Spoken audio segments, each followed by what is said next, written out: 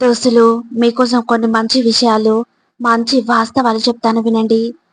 ఎక్కడైనా, ఎప్పుడైనా మనుషుల యొక్క గుణం ఎలా ఉంటుంది అంటే, మన కళ్ళ ముందు వచ్చిన వాళ్ళు మనకంటే ముందు వెళ్తున్నారు అంటే తట్టుకోలేము. అవునా? మీరు బాగుండాలని కోరుకుంటాను. అదైతే తప్పనిసరి. కానీ నాకంటే బాగుండాలని మాత్రం ఎప్పటికీ కోరుకోను. ఇక ఇలా ఎవ్వరికి కూడా మనసొప్పదు.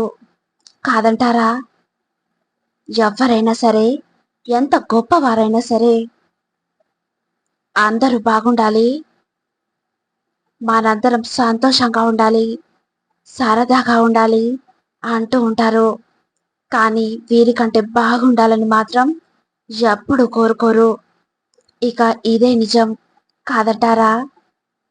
ఎంతో అవసరమైతే తప్ప, తప్పనిసరి అయితే తప్ప తోబుట్టువుల సొమ్ముని ముట్టుకోకూడదు. అన్న వాళ్ళింట్లో మనం ఉంటున్నాం, చదువుకుంటున్నాం నిజమే. అన్న మనవాడే, కానీ వదిన మనవారు కాదు. తన అన్న ఏదైనా ఎక్కువగా తమ్ముని కోసం ఖర్చు చేసినా, ఇంకేదైనా కూడా తన వదిన దాన్ని గమనిస్తే ఎలా ఉంటుంది అంటే, తను ఉన్నదంతా కూడా తన తమ్మునికి పెట్టేస్తున్నాడు. నా పిల్లలు ఉన్నారు ఇక్కడ అని తనకు తప్పకుండా అనిపిస్తుంది. ఇక అందులో తప్పేమీ లేదు. ఎప్పుడైనా కూడా అన్నగారి తర్వాతే, వదిన గారి తర్వాతే, అన్నగారి యొక్క పిల్లల తర్వాతే మనం. ఇక భోజనం కూడా వాళ్ళు తిన్న తర్వాతే ఇంట్లో ఉన్న మరిది తినాలి. ఎందుకంటే వాళ్ళది ముందు హక్కు కాబట్టి. అన్నగారు తమ్ముడి మీద ఉన్న ప్రేమతో ఏదైనా ఇచ్చేయవచ్చు.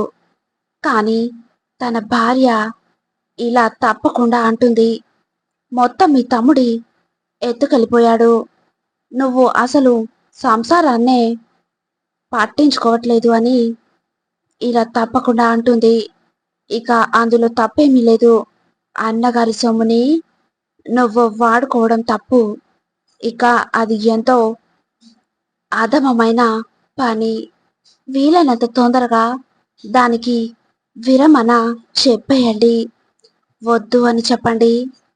మీకు ఎంత ఉంటే అంతలోనే సర్దుకోండి. లేదంటే ఇక అది ఎన్నో అనార్థాలకి దారితీస్తుంది. గుర్తుంచుకోండి. మీకు ఎప్పుడైనా చూసారా? అంటే ఇద్దరు దంపతులు పెళ్ళైన కొత్తలో ఎలా నడుస్తారు అంటే, కనీసం ఈగలు, దోమలు, గాలి కూడా దూరదు. అంత దగ్గరగా ఉంటారు. ఇక పెళ్ళైన 3-4 మాసాల తర్వాత మీరు గమనించినట్లయితే నడిచేటప్పుడు ఇతను ఎక్కడో ఉంటాడో, తను ఎక్కడో వెనకాల ఉంటుంది. అవునా? ఇక ఆవు వెనకాల లేగదూడ ఎలా అయితే వెళ్తుందో అలా ఎక్కడెక్కడో వెనకాల నడుస్తూ వస్తూ ఉంటుంది.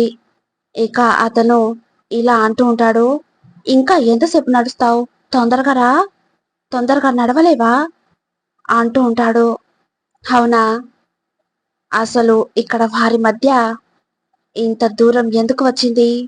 ఎందుకంటే ప్రేమించుకోవడం తెలియక.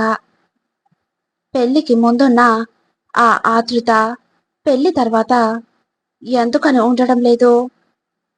ఇక దానికి కారణం ఒకటే. వారు బాహ్యంగా చూసి ఇష్టపడ్డారే తప్ప అంతర్గతంగా, వ్యక్తిగతంగా ఒకరిని ఒకరు ప్రేమించుకోలేదు. ఒకరినొకరు సరిగా ఎప్పుడు కూడా అర్థం చేసుకోలేదు. అవునా? ఇక ఇలా ఒకరినొకరు అంతర్గతంగా అర్థం చేసుకోలేకపోతే ఇక వారి మధ్య దూరం అనేది పెరుగుతూనే ఉంటుంది. గుర్తుంచుకోండి. మీరు ఎప్పుడైనా సరే, ఎవరైనా సరే కొత్త వ్యక్తులతో మాట్లాడేటప్పుడు ఎంతో జాగ్రత్తగా ఉండడం నేర్చుకోండి. అవతలి వ్యక్తితో మాట్లాడుతున్నాము అంటే ఒక్కటే నిబంధనం. ఇక ఇది అందరూ కూడా తప్పకుండా జాగ్రత్తగా పడాల్సిన విషయం.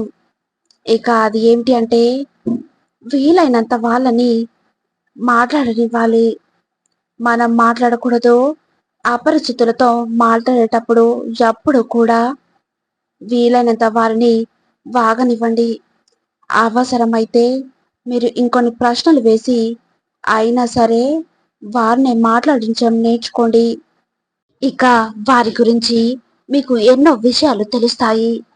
వారు ఎందుకు వచ్చారో వారే చెప్పేస్తారు. ఎప్పుడు కూడా మనమే ముందుగా బయటపడకూడదు.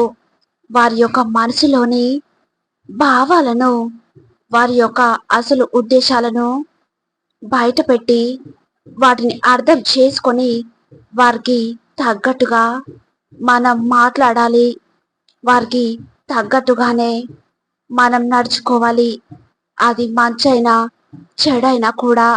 ఇక అపరిచితుడు మీ దగ్గరకు వస్తున్నాడు అంటే మీ యొక్క పరిచయం వల్ల వారికి ఏదో ఒక ప్రయోజనం ఉంది కాబట్టే. ఏ అవసరం లేకుండా అయితే ఎవ్వరు ఎవ్వరి దగ్గరికి రారు. అది మీకు కూడా తెలుసు. కాబట్టి వారి యొక్క అవసరాల వల్ల, వారి యొక్క ప్రయోజనాల వల్ల మన జీవితం మారపకూడదు. అందుకే ముందుగా అన్ని విషయాలు, అన్ని ఉద్దేశాలు వారితోనే చెప్పించే విధంగా మీ మాటలు, మీ నడవడిక తప్పకుండా ఉండి తీరాలి. గుర్తుంచుకోండి. ఇక అపరిచితుడు మనకు పరిచయమై దగ్గర అవ్వాలని చూస్తున్నాడు అంటే వారి యొక్క అవసరాలకు, వారి యొక్క కోరికలకు మనం తప్పకుండా బలి అవుతాము. లేదా